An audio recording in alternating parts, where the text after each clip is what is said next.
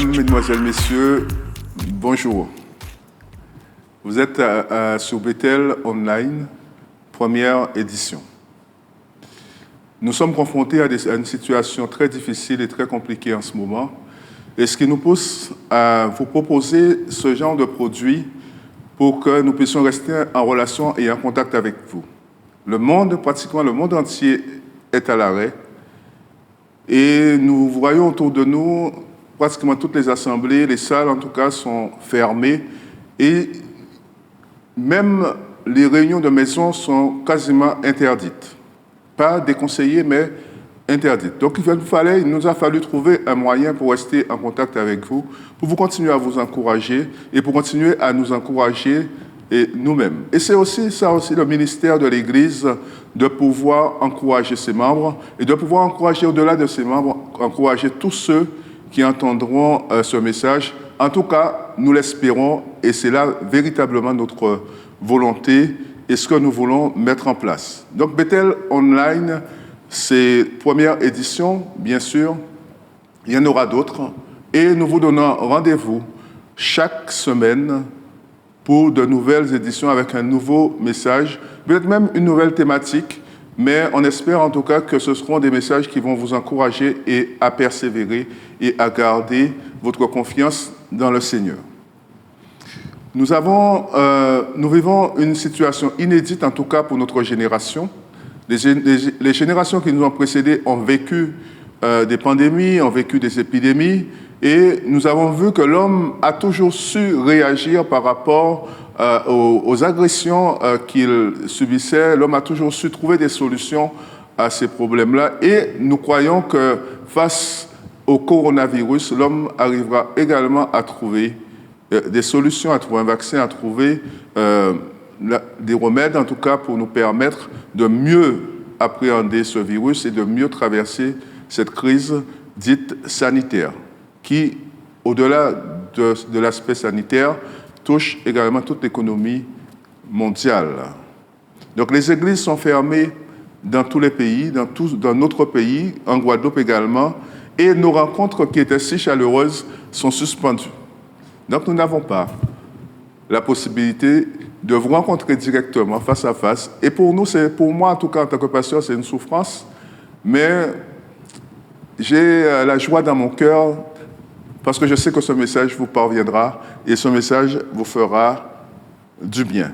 Donc, nous vous proposerons de courtes interventions, pas trop longues, mais des interventions bien faites et bien calculées. Donc, je disais tout à l'heure que l'homme a toujours su relever les défis qui se présentaient à lui. L'homme a toujours su puiser dans ses ressources propres, dans son intelligence pour trouver des solutions aux problèmes qui se sont posés. Et nous voyons avec beaucoup de réussite, puisque aujourd'hui, toutes les maladies qui nous menaçaient autrefois, nous avons réussi plus ou moins à les éliminer, tout en restant vigilants par rapport aussi à notre nature qui est capable de nous produire des choses qui nous surprennent parfois, comme ce coronavirus. L'homme a toujours su réagir face aux difficultés que nous éprouvons. Mais l'homme n'a jamais su régler le problème de la mort. Ça, c'est un vrai sujet. L'homme n'a jamais su régler le problème de la mort. Nous essayons, et nous avons tous, quelque part en nous, une trace de l'éternité. La Bible dit que nous avons tous en nous la pensée de l'éternité, et l'homme, aujourd'hui, cherche à régler ce problème de la mort. L'homme cherche à entrer dans l'éternité. C'est difficile parce que depuis des siècles, les hommes meurent. On n'a toujours pas réussi à faire vivre un homme au-delà de 100 ans, 120 ans, maximum. Je dirais on peut aller jusqu'à 127 ans par rapport à une Française qui est morte à 127 ans, il me semble, si mes souvenirs sont exacts. Mais on arrive tout de même à mourir. La vie s'arrête à un moment. Et la Bible est claire là-dessus. La Bible dit qu'il est réservé à l'homme de mourir une seule fois.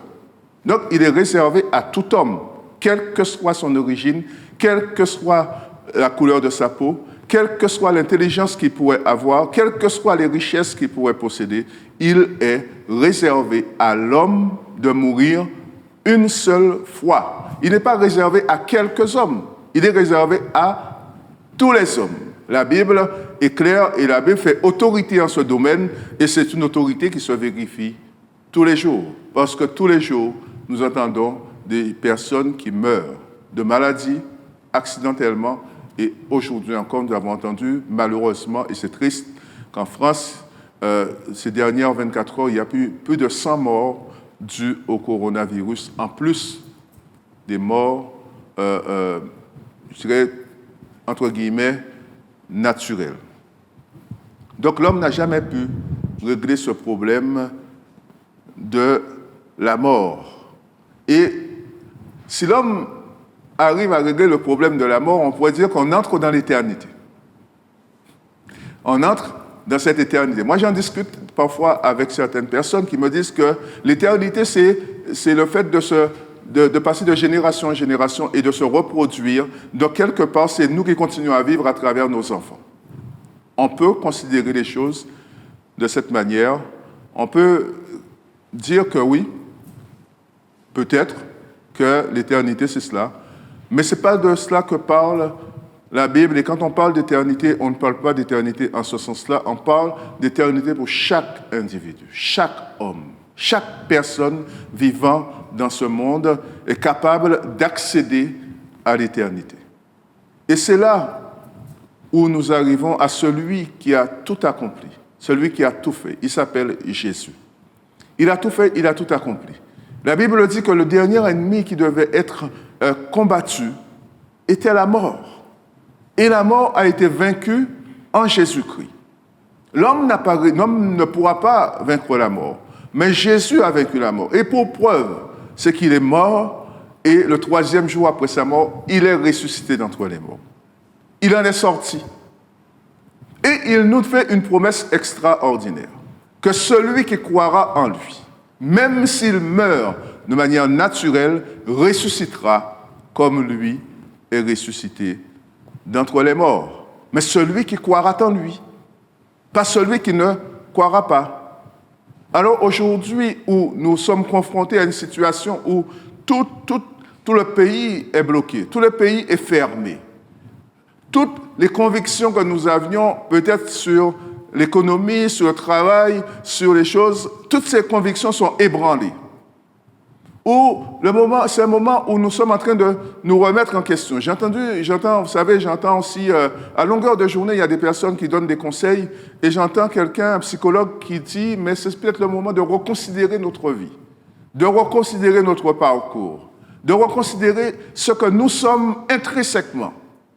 Est-ce que ce n'est pas le moment aussi de se reconsidérer par rapport à notre Créateur?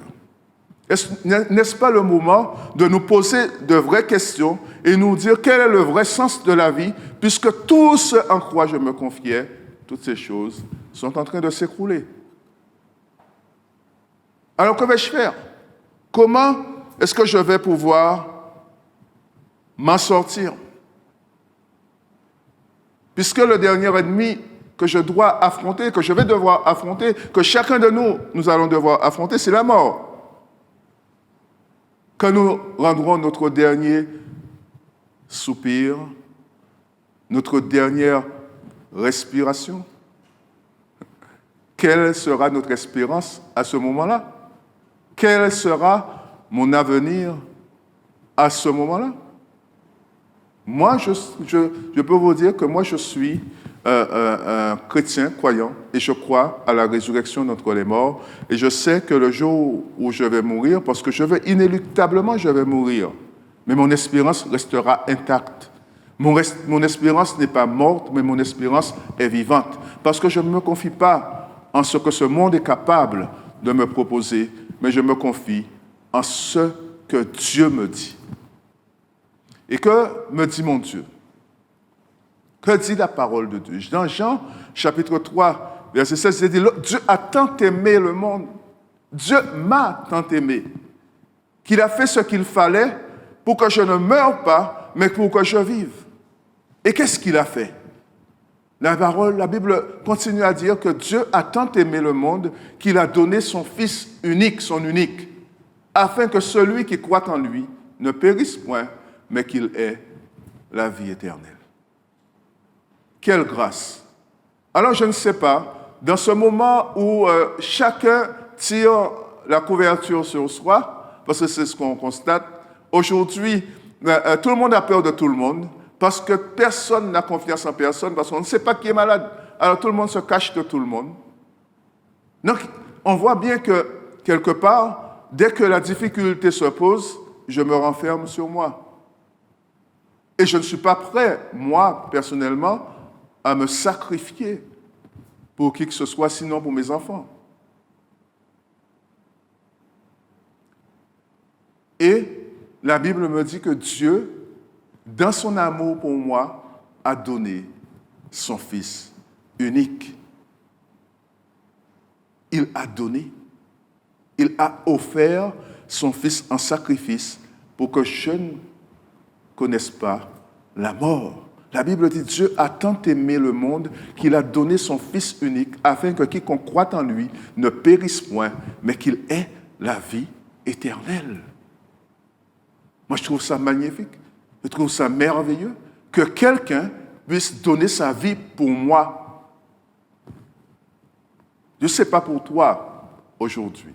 Je ne sais pas pour toi qui m'écoute et qui m'entend.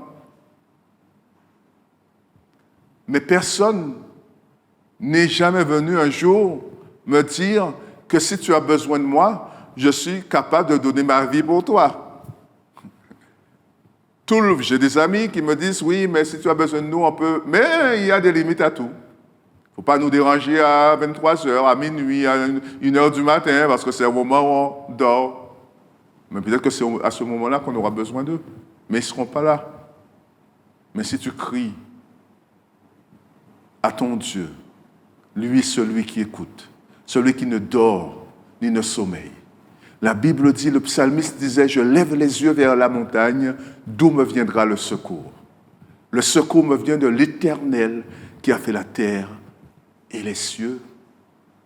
Alors, si le psalmiste était capable de le dire, moi je me dis que quelque part, je suis comme ce psalmiste, je suis capable de le dire aussi. Je lève les yeux vers les montagnes, d'où me viendra le secours. Le secours me vient de l'Éternel qui a fait la terre et les cieux. Alors, mes amis, je préfère me confier en ce Dieu-là que de me confier en quelqu'un d'autre. J'aime beaucoup tous ceux qui sont autour de moi. Je suis un homme marié. Mais ce que Dieu peut faire pour moi, ma femme ne peut pas le faire. Ce que le Dieu Tout-Puissant est capable de faire pour moi, mes enfants ne peuvent pas le faire.